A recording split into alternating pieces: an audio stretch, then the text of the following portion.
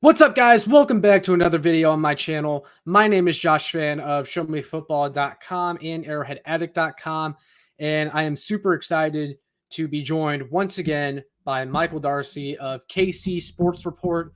He's doing a lot of great things right now. He's pumping out content, and he's also got things going with Lucas Murphy over at his website, KC Sports Report Media. That's what you call the website, right? That's what I call it. It's just kcsportsreport.com. But yeah, Okay. you got it. Yep. All right. So yeah, you guys go check him out. I'll link his stuff like always. I mean, you guys know Mike already. If you're not following him already, then what the heck are you doing?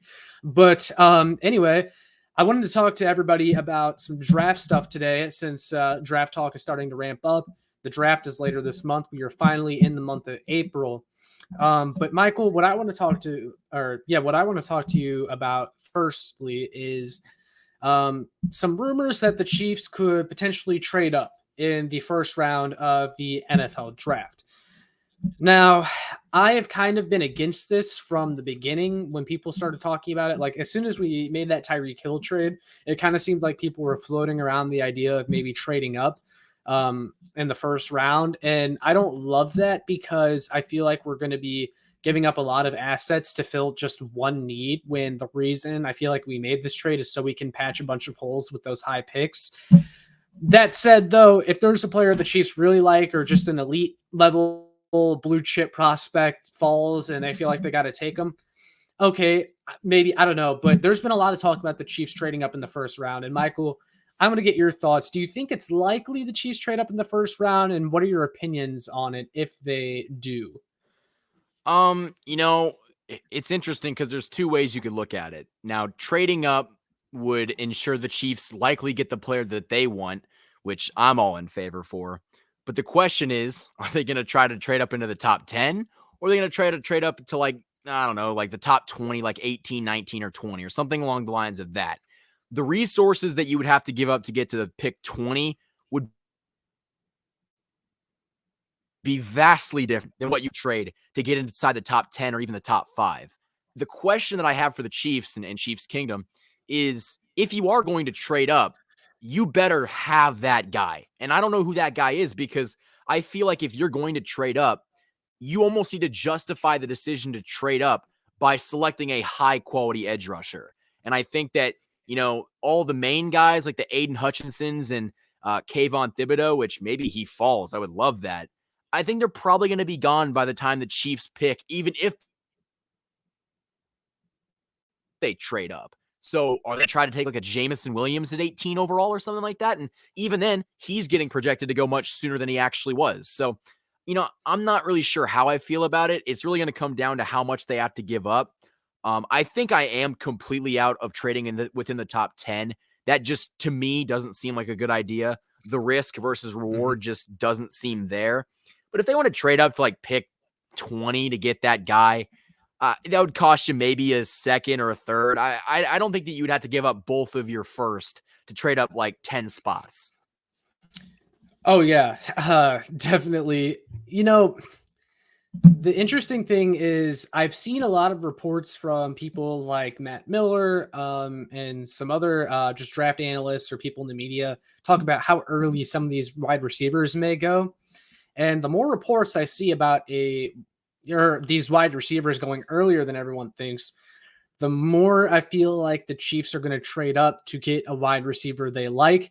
Because, if you think about guys like Chris Olave, Jamison Williams, George Pickens, those are some of the popular names that Chiefs fans like. I don't know if any of those guys are going to be there at 29 or 30, but if you could move up to like pick number 20, you could maybe still get someone like Chris Olave, or Jamison Williams. Maybe there's a chance he's still there. I think Jamison Williams is probably gone in like the early to late teens. I don't think he makes it past the 20s. It's just, I don't know. I feel like that's unlikely. Maybe I'm wrong, but I'm kind of convinced that the Chiefs do trade up. I do agree with you. Yeah, I'm kind of convinced that the Chiefs trade up for a wide receiver. No, it's okay. So, I'm not sure I totally agree with them trading up for a wide receiver, because to do that, you're giving up, one of your picks and that you got back from the Hill trade in all likelihood to move up and try and fill the hole that you created by trading Tyreek Hill. That's just not great business to me. It's not great resource management. But I guess, I mean, you were talking about the difference of trading up to the top 10 and the difference to trading up into the early 20s. If they're only trading up into the early 20s, I feel like that would only take maybe like a second round pick, one of their seconds. And if they do that, well, then you're still going to have your other first, a second, 2/3, 2/4. If that's the case and you get a player that you really, really like and you think can contribute at receiver, I guess I would be for that, especially if you're getting a guy like Chris Olave, because like I really like Chris Olave and his fit with the Kansas City Chiefs. I'm not sure if I love potentially reaching for a guy like Christian Watson at pick 29 or 30. I know a lot of Chiefs fans like Christian Watson. I'm not as sold. I think he's more of a player that it's going to take a few years to develop, which is fine, but also he may never be anything because honestly, I question how he'll translate to the NFL level given the competition he played, the lack of elite production at North Dakota State. Yeah, he's an athletic freak. That doesn't necessarily translate to being a great NFL player, though. And then you mentioned defensive end. I think that's probably about as big of a need, if not a bigger need. And as you get later in the draft, even if it's a deep edge class, which a lot of people consider this edge class deep, I would actually say it's more top heavy than deep. That's just me, though. But even if it is deep, the chances that you get like an instant impact 5-6 sacks in their first year type of guy, that the chances of getting a guy like that drop off the later you get into the draft. It's very hard to get someone like that, and the Chiefs need someone like that. Like they can't afford to botch whoever they pick at defensive end in this draft. Like they need a defensive end badly, even if they bring back Melvin Ingram or sign another free agent. Honestly, I think you could look to upgrade at both defensive end spots. Like, honestly, I think Frank Clark would be better off as a 2-down backup. That's just my opinion, though. You have to hit on defensive end in this draft. I mean, you have to. So maybe if the Chiefs were to move up and draft a defensive end, I would be okay with that. Like Kayvon Thibodeau, if he truly did fall past like pick number 10, then fine, go up and go get him. I would not be mad at that. I'm not sure the capital it's going to take, but man, this team needs a defensive end. They need one badly. Yeah, and I think that the nature of trading up is it can be a good thing, but I think that regardless of whether they take a wide receiver or a defensive end, they better be damn sure that that is their guy because they cannot afford to trade up and completely whiff. Like they cannot do that. If they do that, that's going to set this franchise back a couple years. So that just kind of shows you how important it is.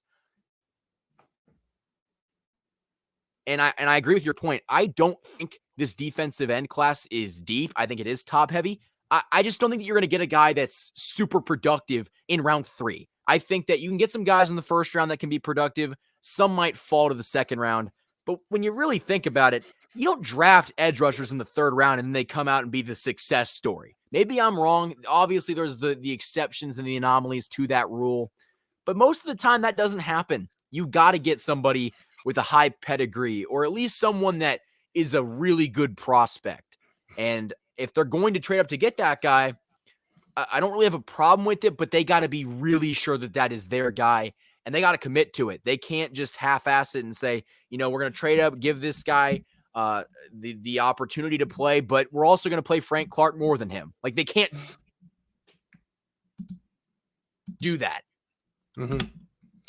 Yeah. So like I have an example. So the Ravens last year, when we traded them our first round pick for Orlando Brown, they were able to use that pick, which was pick 31. Pick 31. And they got Jason Oweh. Okay. I think one of the better case scenarios is the Chiefs get a Jason Oweh type player at pick number 29 or 30. Now let's look at Jason Oweh's stats from last year. 33 combined tackles, 5 sacks. Are we satisfied with that coming out of the draft with that as our haul at edge? Do we double down at edge? Do we think doubling down at edge is enough if it's like a Jason Oweh level player at pick 29 or 30 and then like, I don't know, Mahai Sanders in the 3rd round? Like, do you think that's good enough? Because honestly, I don't think that's good enough because Brett Veach talked about the revamping he's going to do to this defensive line this offseason. That was one of his biggest goals in his presser to kick off the offseason. You can't sell me on that. You can't sell me with the defensive end at pick 29 or 30 and the defensive line is fixed. Like, there has to be more. If you're serious, really quickly, if you're serious, what's that? Veach should double up. Go 29 and 30 pass rush. I know that sounds crazy, and I know they need a wide receiver, but we're talking about how Patrick Mahomes is this generational talent. He's got Juju Smith-Schuster. Obviously, he doesn't have Tyreek Hill, but he's got MVS. He can make do with less. And there's going to be some guys in the second round that maybe you could find a way to get someone that can at least be productive and give you another guy to throw to. I think if they're really serious about this, drafting back-to-back defensive ends wouldn't necessarily be a bad thing. No, it wouldn't. And honestly, also, I know the Chiefs just signed Taylor Stallworth. I think that's like a depth signing. Some people may be higher on him than I am. I figure he's kind of the Jerron Reed replacement. I don't think that should preclude them from maybe upgrading at defensive tackle. Also, there's a lot of good defensive tackle prospects in this draft. Devontae Wyatt, Travis Jones, Perrion Winfrey, who's one of my draft crushes. If you get one of those guys and maybe Boy Mafe from Minnesota, okay, I think I would be okay with that. I think that would be an upgrade over last year's defensive line. So, and if you bring back Melvin Ingram on top of it, absolutely, I think I would be happy with that. Now doubling up on edge with the first two picks, that's interesting that you say that. If they did that, maybe I could talk myself into that. But then at that point, my problem is you got to hit on also cornerback and wide receiver, and you got to hope to hit on them in the second round as some of these better players start to come off the board. And that's why the Tyreek Hill trade still, I don't love it, because I mean, you have to hit in this draft at all these positions with all these needs. I mean, currently this defense is worse than it was last year. I mean, maybe they still sign Stephon Gilmore. I'm not sure how likely that is still at this point. If they sign like Stephon Gilmore, okay, I'll feel better about the cornerback room. Maybe you could wait till the third round to draft a cornerback. I don't know. What are your thoughts there? Well, first of all, Frank Clark is recruiting Tyrann Mathieu back. Frank Clark needs to worry about his own just play. Want to leave that out, that there's a chance at a Honey Badger reunion. But yeah, honestly, the Bradbury thing is interesting because I was just like, dude, I don't really think Bradbury is that good. And Jeff Chadia was basically like, this is all BS. Now, Nate Taylor said that the Chiefs were trying to get him. So it's just kind of like conflicting reports there. But I think that, I don't know, because I feel like Gilmore is the kind of guy that would want long-term deal. Like, I think the Chiefs are probably trying to offer him like a 2-year deal. He might want a 3 or 4-year deal. And I don't think the money lines up there. And honestly, I don't know how I would feel about giving Stephon Gilmore like a 3 or 4-year deal. But I think that they need to address corner very high on the draft. I'm not saying that edge back-to-back in the first round is necessarily the best option, but, you know, I would rather have 2 first-round edge rushers than a first-round edge rusher, a third-round edge rusher, or like a 7th-round edge rusher. Yeah. You don't want another Joshua Kando? Is that what you're saying? Yeah, I don't want to sign up for Joshua Kando. People are actually saying that he's going to be this missing piece. That is the stupidest thing I've ever heard. I can't even believe this is a thing. You know, if he could be just someone who gets you like 3 sacks and plays 25% of the snaps, that would be a huge win for the Chiefs next year. But that might even be a reach for Kando. That's the thing with Veach is you see sometimes he hits on some very, very great players like Nick Bolton, home run, Creed Humphrey, home run, Trey Smith, home run. And then he drafts guys like Colin Saunders and Joshua Kando. And Breland speaks. His defensive line drafting, and that's one of the reasons I'm concerned. The defensive line drafting from him has, I mean, who's the single stud he's drafted on the defensive line? He's drafted Breland Speaks, Colin Saunders, Joshua Kando, Derek Nottie. Okay, that was maybe his best pick in that 2018 draft. and he's a one-dimensional player that plays two downs and stops the run. I mean, his defensive line drafting has not been great at all. Yeah, but I think another thing, they really haven't spent draft resources. Well, they have on interior guys, not edge rushers though, for the most part. Well, they traded up for Speaks, and then I mean, it's not a draft investment, but they traded draft capital for Frank Clark, and we've seen how that's worked out. Just defensive line just hasn't. Veach has not been great at that position. Yeah, it's true.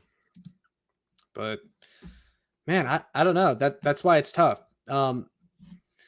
But so the next thing I was actually going to ask you though, and I'm going to kind of put you on the spot for this next one. Well, first, I want to know your hierarchy of positions of need in this draft. Like, what's your number 1 to like number 4 or 5 in terms of need? And then also, who are some prospects, some of your favorite prospects to potentially fill those holes? The hierarchy is a good question. The prospects, I haven't done a super deep dive. I am guilty of that. I've been busy with those stuff. I know the top names at 2 of the positions that I think we need. I really haven't done a deep dive into others. I think the hierarchy of positions we need, I think edge rushers 1, I think wide receivers 2, I think corners 3, safeties 4. They might draft an offensive lineman in like the 6th or 7th just to give a body for this line. Sure. But I think you need 4 positions, and you could make the case that you could double up on a lot of those positions, and I'd probably be okay with it. Yeah, honestly, like they could double up on corner. I would understand it. They could double up on wide receiver. I would understand it. And they could double up on edge, and I could see it. Speaking of wide receiver, so one of the reasons I can live with the Tyreek Hill trade is because although they're not going to have a Hill level player anymore, I do see what they're trying to do and adding a bunch of guys that can do a lot of things around Patrick Mahomes and kind of make up in what they lost with trading Tyreek Hill. Like Juju Smith-Schuster and MVS is a good start. Like those guys are upgrades over DeMarcus Robinson and Byron Pringle from last year. And please do not be one of those people that argues in the comments that Byron Pringle is better than both of those guys. He's not. The amount, I don't know if you noticed it, Michael, there's like a lot of Byron Pringle stands in the Chiefs fan base. I don't know if that's like the K-State fandom. Like it's for sure the K-State thing. There's no other way around it. And I like Byron Pringle. I'm a KU fan. Shout out to the national champions. But, illegitimate. It was illegitimate. And I still have to do a video with you and Lucas on that. If you guys haven't talked about it yet, or you just want to talk about it more, just feel free to have me on. You're gonna talk about how Missouri won the State Farm Bowl in football when we won the national championship, but illegitimate. It is what it is. Anyway, what was the question? I don't even remember what it was. We were talking about Byron Pringle for a second.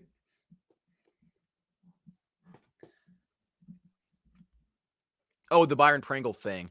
I think a lot of it just has to do with his K-State roots. I think he's a solid player, but MVS is an upgrade. Oh, yeah. No, so like Byron Pringle's a solid player. The guy is 29 years old and doesn't even have 1,000 career receiving yards. He's a nice player. I wish him well in Chicago, but like Juju Smith-Schuster and MVS, like that's a great start. But they have to find a number 1. They have McCole Hardman too, who's still in the mix. Now, I don't think McCole Hardman, like I don't want to see the wide receiver 2 McCole Hardman. Okay, first of all, actually, I've seen a lot of McCole Hardman's going to step up this year, like tweets and stories. Now that Tyreek Hill's gone, McCole Hardman couldn't even grasp wide receiver 2 this year. Now, McCole really came on at the end of last year, and I want to give him credit for that. I'm not a McCole Hardman hater, but let's not thrust McCole into Tyreek Hill's role when he couldn't even play wide receiver 2. Do I think he could play Tyreek Hill's role more now that Tyreek Hill isn't there? Yes, but I think McCole Hardman is what he is, and he's a gadget player. That's just what it is. the Chiefs still need to find a legitimate wide receiver one in this draft. And that's why I question if maybe they trade up into those early 20s to grab a guy that they really like, because I think they still they want a wide receiver. Like they really want a wide receiver, because I've seen a lot of rumors after the Tyreek Hill trade. Tyreek didn't want to be here. The Chiefs were really smart to trade him. Make no mistake, the Chiefs wanted to sign Tyreek Hill long-term. Their plan heading into this offseason, I know people like to say Veach has a plan and all this stuff. Veach's plan was never, heading into this offseason, to trade Tyreek Hill. It just got to a point where they decided it was best for both parties for the Chiefs to trade Tyreek Hill. But Veach really wanted to keep Tyreek Hill. I can tell you that right now. They wanted to sign him long-term, but the Chiefs told him the money, they weren't going to do that. And they found a place that would pay him that. And so Tyreek Hill went there. I don't think Tyreek Hill wanted out of KC either. I've seen a lot of that. I think it was just the money. The Dolphins were willing to pay it. Conveniently enough, Tyreek Hill lives in Miami in the offseason, and he really likes it there. Good for him. I wish him well. But the Chiefs know they need a wide receiver. And I mean a legit wide receiver. I don't think, I've seen some of the other second-tier guys like Sky Moore or Jahan Dotson. I'm not a big fan of those guys. Like, I think the Chiefs should go get like a George Pickens or a Jamison Williams or Chris Olave. Like, those are kind of my top three. Not a big fan of Treylon Burks either. I don't know. What are some of your thoughts on wide receiver? Really quickly, one thing that I thought was interesting, which I'll probably talk about in a video over on my channel, is we always hear on Twitter, like Mecole Hardman, like, oh, it's my year. Like, I'm going to ball this year. Yet he never trains with Patrick Mahomes. Yeah. I don't understand why he refuses to do that. And I think that this is his last year in Kansas City. I don't think he comes back after this year unless something drastically changes. I think his time is probably done. I just, man, I'm not trying to get off on a tangent. It's frustrating that this dude could be really good if you use him the right way, but also he just doesn't work out with QB1. Like, it's really frustrating. And that's not, and that's the wide receiver Well, I was going to say, that's not something we're making up because of a couple photos and he wasn't there. He got asked last offseason about working out with Patrick Mahomes, and he straight up said that he turned it down. Like, Patrick Mahomes wanted to train with him, and Mecole blew him off. And I mean, this isn't just a thing for newcomers. I've seen some people argue, oh, it's just the new guys working out, Juju and Corey Coleman. No, Clyde Edwards-Helaire was working out with them. Josh Gordon, who's been on the team for almost a year now, was working out with him. This isn't just a thing for newcomers. Mecole can jump in at any time. He just doesn't want to get in it for some reason. And Mecole has made excuses for himself in the past saying, I don't know what you guys want me to do. I play behind Tyreek Hill and Travis Kelce. Well, Tyreek Hill's not here anymore. So this is your time to prove that what you said, that you played behind Kelce and Hill and you could only do what you were allowed to. Now you got to show us what you can do that Tyreek Hill is gone. Yeah, you have no excuse for not producing. This is your year. I've always been under the impression that it's the third year that wide receivers blow up. Like, year 3, whether they're or not that they're going to be good. He wasn't. I mean, I think he had the best season statistically of his career last year. I think either that or his rookie season. Yeah, but he only averaged like 3 yards prior to the catch or something, which was a career low for him. So a lot of like gimmicky behind the line of scrimmage type of stuff. And we knew that already. And if that's how they can use him, perfect. That's fine. That's a perfectly fine role for him. They just need to give him that role more often. Like, Andy Reid might run one jet sweep a game. You can run a jet sweep on every single drive. They can't stop it. Like, it's just give him some blocking, get him into some open space, and he's going to find a way to get a big chunk of yard. And speaking of that, somewhere, good. or what I like what the Chiefs are going with this new group of wide receivers, Juju and MVS are great blockers. I don't know if you knew that about them. They're great blocking for the run game, which means McCole has got some dudes blocking for him, if that's truly what they're going to do. So, and Ronald Jones, man. Ronald Jones is going to be really good this year. yeah, I agree. Now, I don't think he's Jamal Charles. I want to throw that out there. No. I don't think he's Kareem Hunt either, because I've seen comparisons to those guys. I'm sorry, Chiefs fans. Not every single mildly athletic running back is Kareem Hunt. I know you guys miss Kareem Hunt. I miss Kareem Hunt too. We have to stop calling every single running back Kareem Hunt. But carry on. Yeah, it's kind of gotten sickening. Like, okay, every single Chiefs running back. I remember I heard Darwin Thompson Kareem Hunt comparisons, which was very interesting. But yeah, I mean, it's just this has got to be a big year for Cole. Like, I think a lot of his future career is riding on this season, and it's not like he's got a major guy in his way. If he earns it, he can a pretty good season. He can go for 1,000 yards because the yards are going to be there to go around. The question is, will he step up and get it? And my thing is, I don't think that a guy that doesn't train with his QB1 in the offseason when he's been offered to is going to earn that game respect and those reps. Yeah, I agree. Like, I haven't been big on like saying, oh my gosh, why isn't McCole working out? Because like McCole not being there doesn't necessarily mean he's not training.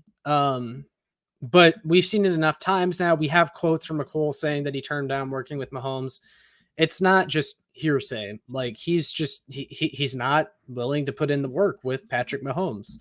And it's clear when you see them on the field because there's been a disconnect between the two for years. There's been several times where Pat has yelled at McCole for not running through his route. It's something that I don't know why he does not run through his routes. His ball tracking is not there. It's frustrating to watch because McCole could be so much better if he was willing to put in that work. I agree 100%. But I think your question was, which prospects do you like? Yeah, that question was a while ago, but we can still hit it now. Suave, a guy that's honestly a guy that's been kind of climbing up the ranks is Garrett Wilson, and I'm very curious to see where he goes. Drake London, my guy's Jamison Williams. I think he's going to be really good. I don't want to switch too much, but my question for you is, if the Chiefs took David Ojabo in the end of the first round, what would your reaction be? So I'm glad you asked me this because I did not think of bringing this up in the episode, but I do have a strong opinion on Ojabo. I think he's really good. He's a really good prospect. I can't take him. I'm sorry. He's off my board. Now, okay, if he was like still there in the third round, you got 2 third-round picks, you've made other high draft picks. Okay, fine, go ahead. Other than that, like, I can't take him. And here's why. One, the torn Achilles thing, that's an injury that can like change a player's trajectory. Like, players can come back from a torn ACL relatively easy nowadays. They can come back from bad bone breaks and stuff. A torn Achilles is like, that's a big deal. He might never be the same player again. So I have to start with that. Secondly, I mean, he's not going to contribute this year, and that's a huge turnoff for me. And I know a lot of people will disagree with that. And they're going to say, well, if you think he can be really, really good, you should still take him. But with how bad the Chiefs' edge position is, how could you justify taking a guy that's literally not going to see the field this year or not be productive this year because he's coming back from a torn Achilles? Like, if they draft David Ojabo, and that's like their pick at edge, I mean, they could still double up at edge, I guess. But I mean, your starting defensive ends are Mike Dana and Frank Clark and David Ojabo, and like week 17 coming off a torn Achilles. I don't know. Like, I think the situation is so desperate that you have to pick someone that's more physically capable than Ojabo at this point. Well, it makes you wonder, and my question for you is, where do you think he will go? Like, let's just say he still has the Achilles in question. Is he a second rounder still? I don't even know. I don't know. I really don't know. I will say this, though, because he could still get taken in the first round. I think there's a possibility. But if we get to the Chiefs pick and he hasn't been taken yet, I'm gonna be so damn nervous. I'm gonna be like, Chiefs, don't do it. Don't do it. Veach, do not take a defensive end with a torn Achilles. Do not do it. He's probably gonna do it.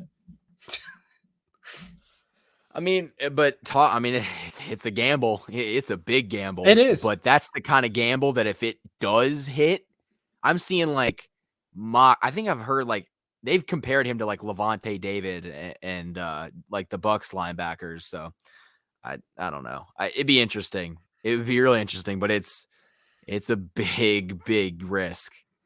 I think he could be a really good player, but like he's not going to contribute in year one. And the Chiefs, I mean, they still, even though they had to trade Tyreek Hill, they still seem like they have Super Bowl aspirations. And I mean, that edge situation is so desperate. I don't know if you can take a Jabo unless there's another like legitimate answer. Yeah, and especially if he does fall where I think he's going to fall, he's not going to be available. And well, he might be a guy that goes probably a day 2. I'd say he goes day 2. Yeah, and I think the Chiefs pick later enough in round 2 that he will be gone by the time they get to like pick 50 or pick 60, which I think is their 2 second round picks. I think it's 50 and 60. But I mean, have the Chiefs shown any interest though? I don't know. I haven't been paying attention to all the visits and stuff that are going on right now. I do think though that the Chiefs tend to stay away from guys that have heavy injury histories. So that might factor in. But I want to go back to your wide receiver take for a second. I really like Jamison Williams because I think he's the closest kind of explosive threat to Tyreek Hill. Like he's most similar to Tyreek Hill in this draft. You would have to wait a little bit to get him back because of when his torn ACL happened in the college football playoff. But I think Jamison Williams is totally worth it. And he's going to be coming back earlier and his injury is less severe. I also really like Chris Olave because I said this when I was on with you and Lucas a couple months ago. I think it was before free agency started. Chris Olave, I really like him because I think he has he's one of the safest bets for year one production because of his route running and how easily he's able to get open. And guys that get open in this league they're able to play for a long time because getting open is one of the most valuable assets a wide receiver can possess. However you do it, if you can get open, your ceiling is very high in this league. That's why Travis Kelce has been so good for so long because he is great at getting open.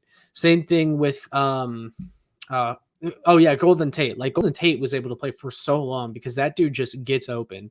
And if Chris Olave can have kind of that same ability, I would be happy with that pick. And he also ran a blazing 40 and at the combine. Now, I don't really see that kind of speed in his game film, but clearly he has a second gear. So I would like him. Yeah, I like Olave a lot too. I think if the Chiefs could get Williams, I do think he's the closest guy that could replicate Tyreek Hill's production in the sense of like I was watching some of his tape. He has that gear that he can go into that not a lot of guys can. Oh yeah. Yeah, definitely. And that pre ACL. Yeah.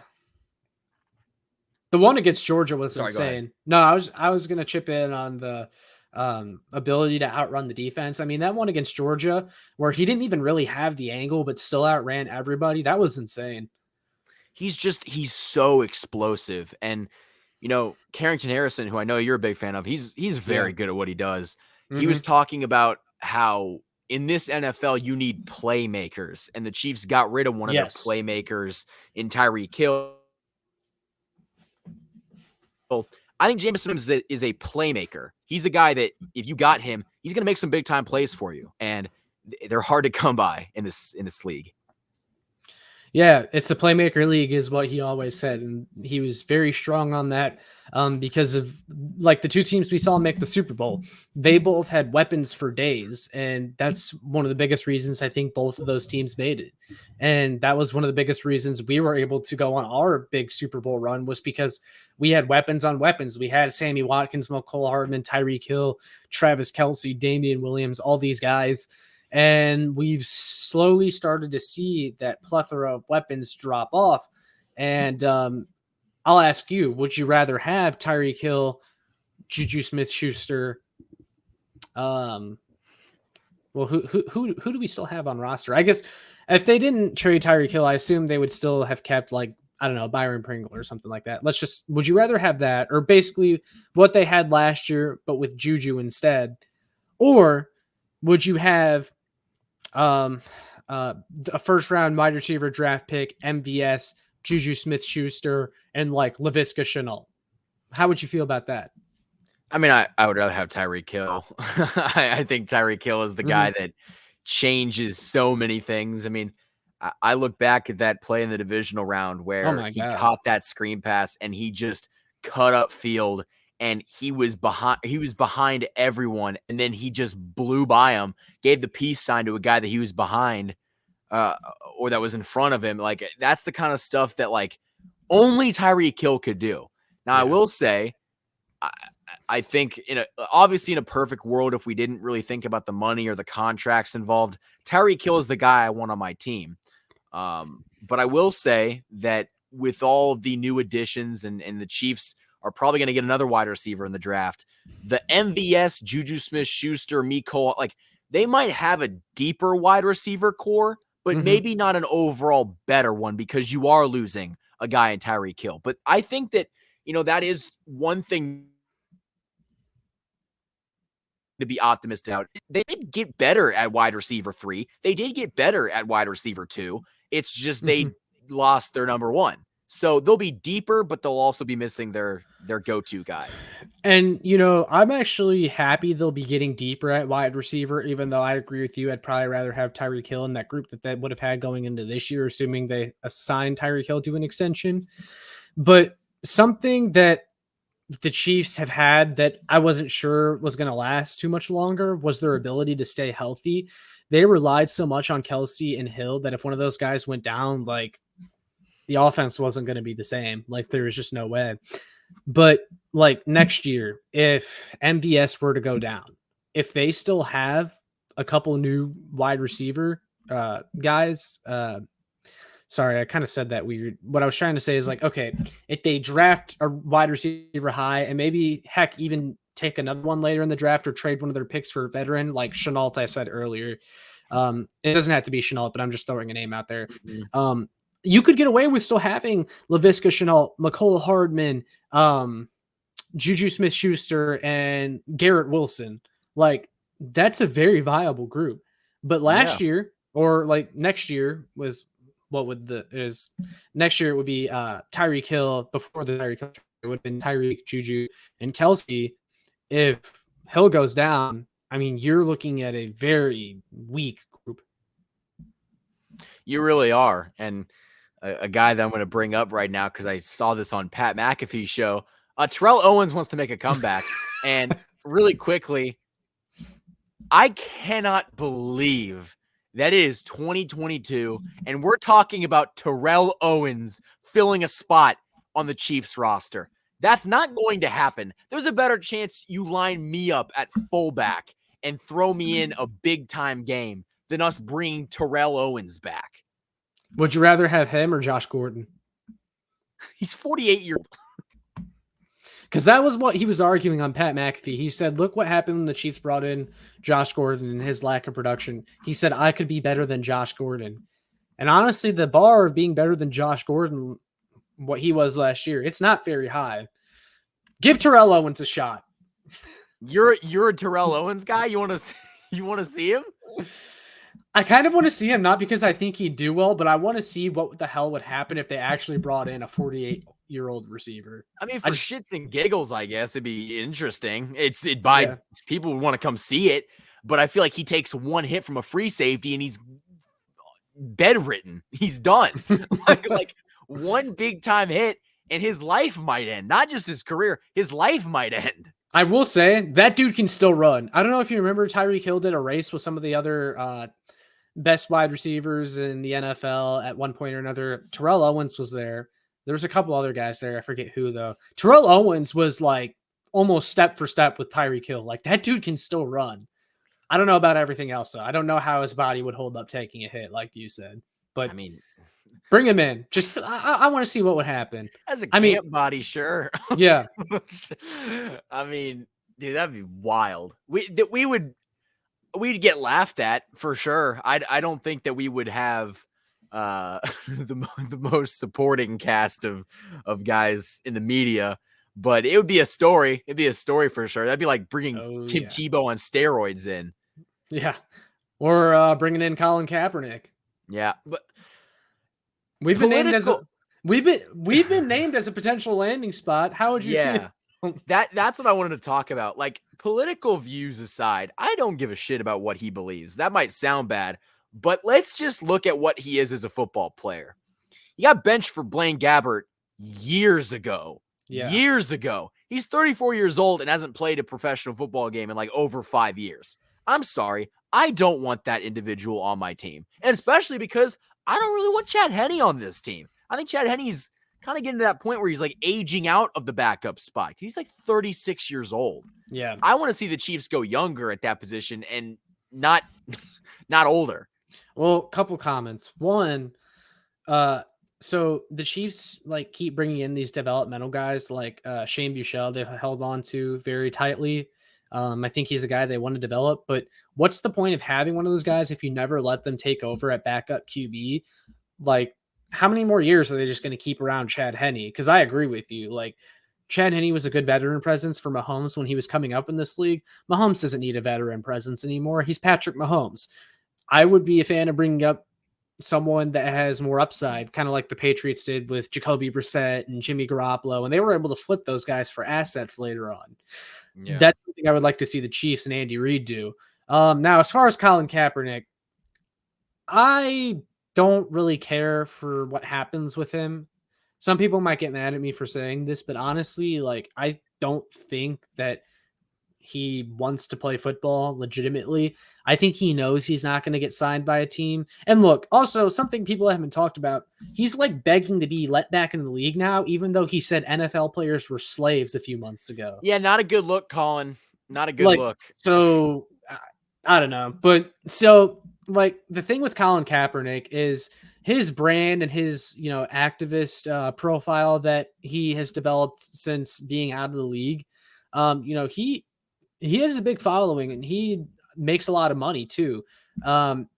If he were to step out onto the field as a quarterback in the NFL in the year 2022 and end up sucking, the thing he stands on about being blackballed and everything like that all goes out the window because he can no longer say he's being blackballed. It's just, dude, you suck. You don't have a spot in the league because you're not a good football player anymore. Yeah. And that's why him playing football is the worst thing he could do for his brand. So I don't think he wants to play. I think he knows he's not getting signed, but as long as he keeps his name in the news cycle, people will eat it up. That's how I feel. I've been trying for 5 years. I've been denied 5 years. Like, I don't know. It's just, like I said, I just don't think it makes sense in football terms. Like, you're trying to get younger at the position. Well, and the thing is, if a team would sign him, he would be the second or third string quarterback. And when you're talking about the second or third string quarterback, those guys almost never play. And teams would much rather bring in a guy that will almost never play. That doesn't also bring all the unwarranted media attention with him. I was just about to bring that up. Like, good or bad, it's going to be, hey, how's Colin? How's Colin? It's like, Patrick Mahomes is our starter. Ask questions to him. Like, you know what I mean? Like, your backup quarterback is not a star. He should not be a star or somebody that grasps media attention. The Chiefs don't really need that. Yeah. Honestly, I don't think Clark Hunt would ever let it happen either. I think he signs off on a lot of moves. That's a move that he would have to sign off on. I don't think he would sign off on that. Also, maybe let's go get a defensive end instead of a blanking quarterback at this point in time. Why are we looking at Colin Kaepernick? Let's go get an edge rusher.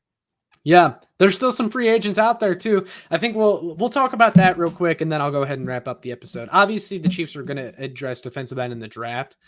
Are there any free agents out there left, though, that you think are worth bringing in? I don't know why Melvin Ingram's not on the team. I feel like he should just have an auto renewal spot. I think he wants more money, so he's probably going to wait till like after training camp again. And also, I don't think those older guys like going to training camp. So I think he'll be back though. Now, honestly, people are going to hate this. I would not be against Jadeveon Clowney. He's not as productive as I used to think he was. I mean, he's an upgrade over Mike Dana, but he's never been a big sack guy, that's for sure, which is one of the Chiefs' problems. Like, they need sack production. But Clowney does draw double teams. He does get a lot of pressures. I think he's an upgrade over Clark. And he also sets the edge pretty well too, Jadeveon Clowney. So, I mean, I don't even know who's been linked to him. I just have been. I have no clue. It's been a wild ride for him. It's kind of like the Tyrann Mathieu thing. Like, everyone wants Tyrann Mathieu, but nobody wants Tyrann Mathieu. Yeah, honestly, I was kind of thinking about that earlier today. I think Tyrann Mathieu is going to be like the Jadeveon Clowney of safeties moving forward. That guy, there's a reason why he's been unsigned for so long. The league knows he's declining, and teams also saw the Chiefs and what they did letting him go, and they went, why would they let Tyrann Mathieu go? Maybe they know something we don't. Yeah, I mean, I'd take him back for sure on a 2-year deal, like right now. Yeah, and like he's still a good player, but he's not worth near what he was commanding. Even Ian Rappaport was on NFL Network and said that he could have signed by now. He's been offered contracts, but he wants more money. I think he's probably sitting wherever he is. Maybe it's in LSU or wherever he is. I think he's looking at that Bobby Wagner deal and he's like, he got paid that. Mm-hmm. Von Miller got paid that. You better open up your checkbook because I'm worth that and more. Yeah. And I think he's probably gotten offers. It's just, one of my friends said that he wants I think he said something like, I don't think he said $40 million a year, but it was close to that. It was ridiculous. He wanted, let me look it up real quick. He wanted Harrison Smith's deal is what I heard. And if I could look up his contract, Harrison Smith got a 4-year, $64 million contract with Minnesota, $26 million guaranteed. That's what Tyrann was never going to happen. Yeah, I would give 24-year-old Tyrann Mathieu that hands down. Yeah, that's 16 mil per year. I mean, even some of the other top safeties on the market didn't really get that. So yeah. I will say it's wild that Armani Watts and Dan Sorensen got a contract before Tyrann Mathieu did. Let me tell you how relieved I was to hear Dirty Dan sign somewhere else. And I love Dirty Dan and everything he did here. I'm glad they finally moved on from him. Now, Armani Watts, tell me that you're also not going to be surprised when that dude ends up balling out in Indianapolis. He's going to. I guarantee you, if he gets snaps, he is going to. He looked good when he played, and it all comes, I think a lot of it's football politics. Mm-hmm. I think he got drafted under the Bob Sutton defense, and they were never able to fit him in with Spag's scheme. I think it's all BS. I think he could have been fine on this team, but he didn't fit the football politics that was going on. Yeah, whatever it was. I mean, there was no reason he shouldn't have been playing over Dan Sorensen. I mean, there was absolutely no justification for that, but people know that already. You guys know the whole story. But it is what it is. I like what they've done at safety now with Justin Reed and also Deion Bush from the Bears. They might even find another safety to add to that group and compete, but I think it's an upgrade over last year. So yeah. That's all I got. Unless you have anything else. No, I thought this was a really good video. Yeah, definitely. Glad I was able to get you back on again. But yeah, guys, all that being said, make sure you like, share, and subscribe so more Chiefs fans can find this. Make sure you check out Michael's channel and everything he's doing. You can also follow him on Twitter at KC Sports Report and go check out his website. And we will see you all in the next one.